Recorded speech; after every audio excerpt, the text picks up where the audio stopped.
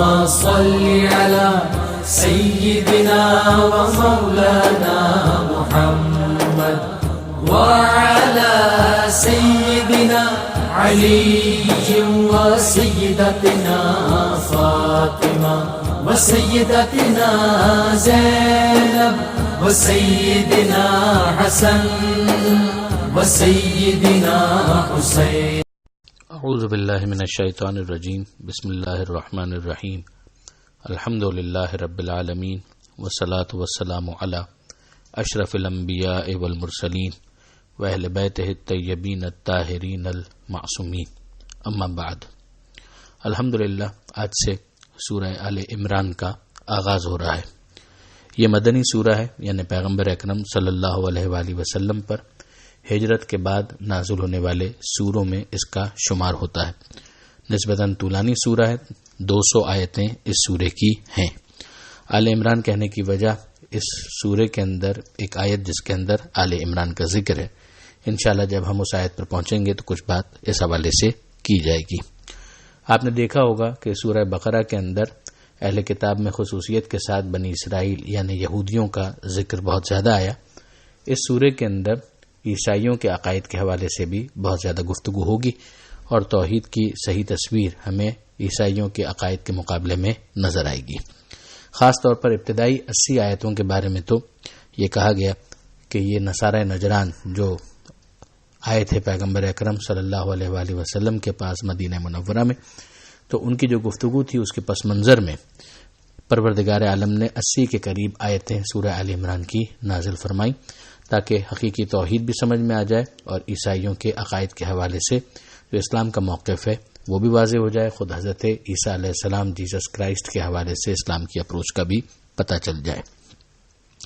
اس سورے میں بھی بسم اللہ کے فوراً بعد ہمیں حروف مقطعات اور وہی حروف مقطعات الف لام میم کا سامنا ہے، جس کے بارے میں گزارش کر چکا کہ 11ویں امام کی حدیث کی روشنی میں اس کا مطلب ایک یہ بھی ہے کہ یہ قرآن انہی حروف سے مل کر بنا ہے کہ اے مشرکین، اے کافرین، کہ جسے تم روزانہ استعمال کرتے ہو، تو اگر تم سمجھتے ہو کہ یہ اللہ کے سوا کسی اور کی کتاب ہے اور کسی اور نے اس کو فیبریکیٹڈ انداز میں تمہارے سامنے پیش کیا ہے، تو پھر تم بھی ان حروف کو جوڑو اور ان سے ایک مضمون تیار کرو اور ایک سورہ ہی کا جواب لے آؤ.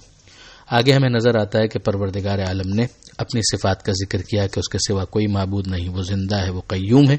یہ وہی انداز ہے جو آیت الکرسی میں ہم دیکھ چکے.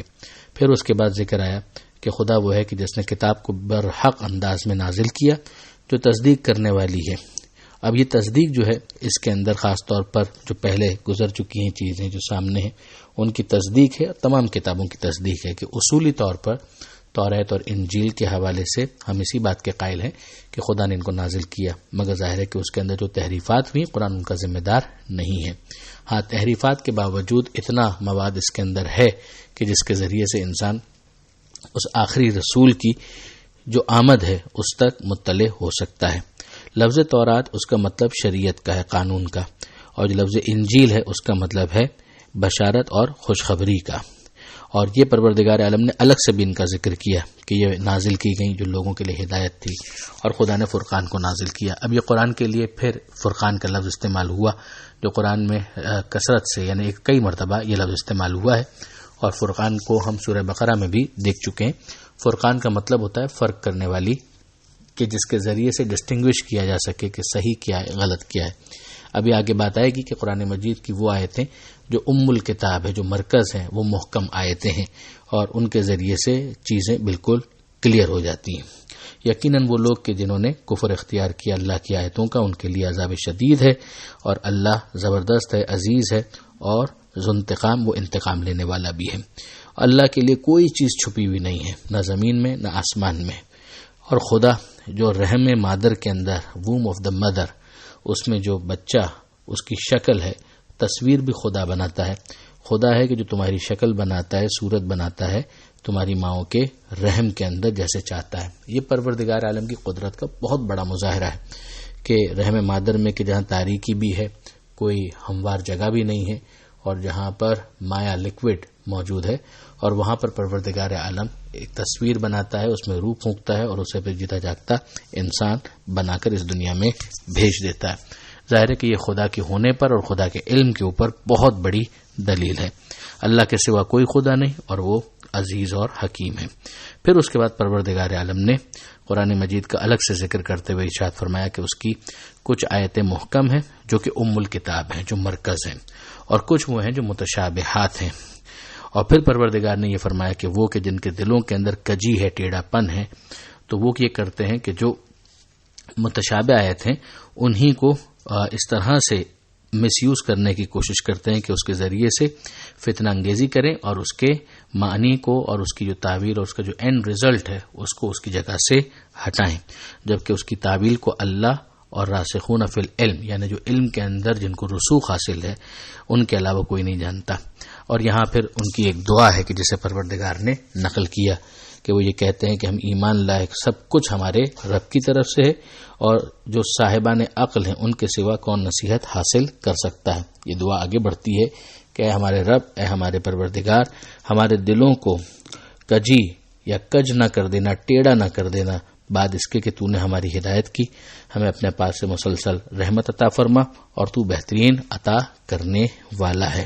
اب یہاں پر ظاہر ہے کہ یہ جو لفظ استعمال ہوئے ہیں محکم اور متشابہ اور اس کی تعویل، اس کے حوالے سے کچھ گفتگو بہت ضروری ہے.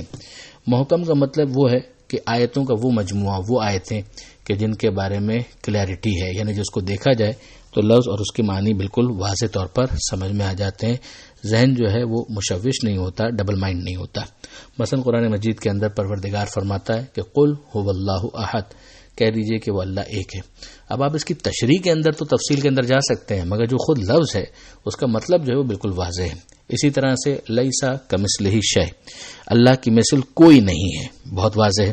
اللہ خالق کل شیء، اللہ ہر چیز کا پیدا کرنے والا ہے. للذکر مثل حظ الانثیین، میراث میں لڑکے کو لڑکی کے حوالے سے دو برابر ملے گا حصہ. یہ ظاہر بیٹا اور بیٹی کا جو حصہ ہے اس کے حوالے سے. تو اگر آپ دیکھیں اس کے اندر بات بالکل واضح ہے، کلیئرٹی ہے. پھر میں کہتا ہوں کہ اگر آپ تفصیل و تشریح میں جائیں تو وہ بات لمبی ہو سکتی ہے، لیکن ان پرنسپل جو جملہ ہے اس کا مطلب بالکل روشن ہے. اس کو قرآن مجید نے کہا کہ یہ ام الکتاب ہے، یہ کتاب کا مرکز ہے، یہ کتاب کا فوکس ہے کہ جس کے ذریعے سے چیزیں بالکل واضح ہو جاتی ہیں. اور فرقان جو کہا گیا تھوڑی دیر پہلے، اس کے مقابلے میں کچھ آیتیں وہ ہیں جو متشابہات ہیں. اور متشابہ کا مطلب یہ ہے کہ ایک دوسرے سے ایسی شباہت رکھتی ہیں کہ جس کی وجہ سے اس کے معنی کے اندر ایک پیچیدگی آ جاتی ہے، اور وہ کلمات جو ہیں وہ سرسری طور پر دیکھا جائے تو ذہن اس کے اندر تشویش کا شکار ہو جاتا ہے. پھر ہوتا یہ ہے کہ مرکزی جو آیات ہیں ان کی طرف جب ان متشابہ آیتوں کو پلٹایا جائے تو اس کے نتیجے میں متشابہ آیتیں روشن ہو جاتی ہیں. اور پھر اس کے بعد جو معصومین ہیں کہ جنہیں قرآن مجید کا ہم ردیف قرار دیا گیا ہے کہ پیغمبر اکرم نے یہ فرمایا تھا کہ خود پیغمبر تو معلم کتاب ہے ہی، اور پیغمبر کے بعد حدیث ثقلین کی روشنی میں قرآن کے ساتھ اہل بیت، اطرت، آل محمد، علی سے لے کر مہدی تک، خود جناب سیدہ اس میں شامل. تو یہ وہ افراد ہیں کہ جو اس کی تشریح کا اور تعویل کے بتانے کا حق رکھتے ہیں. اب ایک آیت مثلا ید اللہ فوق ایدیہم، اللہ کا ہاتھ ان کے ہاتھ کے اوپر ہے. اب اگر کوئی دیکھے ید اس کا مطلب ہاتھ کا ہے اور وہ یہ کہے کہ اس کا مطلب یہ ہے کہ اللہ کا بھی کوئی ہاتھ ہے، تو یہ بہت سطحی بات ہوگی. کہ اگر عربی کے محاوروں کو انسان سمجھتا ہے، عقل کو استعمال کرے اور پھر معصومین کی تشریح کو بھی دیکھ لے، تو اب یہ متشابہ آیت کہ جس کو دیکھ کر پہلے یہ لگ رہا تھا کہ یہ اللہ کا ہاتھ ہے، مگر کلیئر ہو جاتی ہے بات. ہم اردو کے محاورے کے اندر بھی دیکھتے ہیں کہ ہم یہ کہتے ہیں کہ صاحب ان کی جیت میں ان کا ہاتھ ہے. تو یہاں پر یہ مراد نہیں ہوتی ہے کہ انہوں نے باقاعدہ اپنا ہاتھ استعمال کیا ہے، ان کی تائید، ان کا سپورٹ، یعنی ان کی طرف سے ایک نصرت ہے، ایک مدد ہے. فٹ بال کے میچ میں اگر آپ یہ کہیں کہ فلاں صاحب کا ہاتھ ہے ان کی برازیل کی جیت کے اندر، تو سیدھی سی بات ہے کہ اگر میں لائٹر نوٹ پر کہوں تو ہاتھ نہیں ہے بلکہ ان کا پیر ہے. لیکن وہاں پر جب محاورے کے اعتبار سے کہا جائے گا تو یہی کہا جائے گا. تو یہاں پر اب ید کے لفظ کو دیکھنے کے بعد یہ قطعاً نہیں سمجھا جائے گا کہ پروردگار عالم کا کوئی ہاتھ بھی ہے اور اس کو جسم کے ساتھ متصف کر دیا جائے جو خدا کی شان سے بالاتر معاملہ ہے. تو یہ محکم اور متشابہ. اس کے حوالے سے ایک بہت اچھی مثال صاحب تفسیر نمونہ نے یہ دی کہ محکم آیتیں بڑی شاہراہ کی طرح سے، مین روڈز کی طرح سے ہیں، اور متشابہ جو ہیں وہ چھوٹی سڑکوں کی طرح سے ہیں، گلیوں اور پگڈنڈیوں کی طرح سے ہیں. اگر ایک انسان کبھی پگڈنڈی پر یا گلی کے اندر اگر پریشان ہو جائے کہ راستہ کہاں ہے اور اس کو راستہ نہ مل رہا ہو تو اس کے لیے آسان سا طریقہ یہ ہے کہ وہ مین روڈ پر واپس آئے اور پھر اس کے بعد گلی کے ذریعے سے اپنی منزل تک پہنچنے کی کوشش کرے.